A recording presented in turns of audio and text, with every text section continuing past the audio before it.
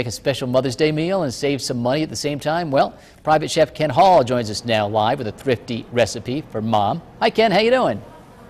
Well, good morning, Pete. How are you? Real good. What are you going to show us this time around?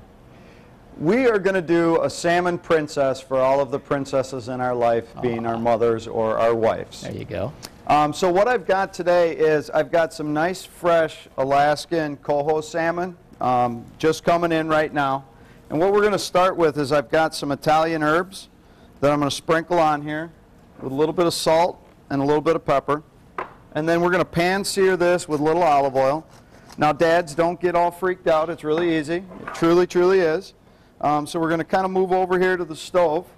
And I'm going to add just a little bit of olive oil to the pan. And we're going to place our serving side down in the pan first. And you'll get a nice sizzle from that. Then what I've got for the sauce is we have some fresh asparagus, which I blanched. So I brought boiling salted water up to a boil. I put my asparagus in for about 1 minute, just till it's tender. And then what I'm going to do is I'm going to cut about 3 inches off the top, cut up the stems, and then we're going to make ourselves a little asparagus sauce. So what we're going to do is, in this pan here, what I've got is I've got some onions that I sauteed a little bit with some chicken broth. And we're going to pour this into our little blender here. And then to this, we're going to add these asparagus stems. And then into the half and half milk mixture that I used, I added just a little bit of cornstarch into this. And that'll help thicken it as it cooks. So we're going to pour a little of this in here. And then we're going to take either a stick blender, or you can use your regular blender. And we're just going to puree this so we get this nice bright green color to it. And then we're going to put that right back in the pan that we had. That way it can warm and thicken a little bit. Does not take a lot of effort at all. And then we're going to stir this back into our pan.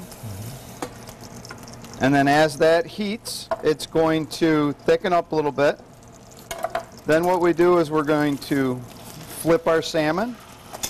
We're going to sprinkle it with some Parmesan cheese. We're going to place 3 of these tips of the asparagus on. And we're going to throw it in the oven to bake.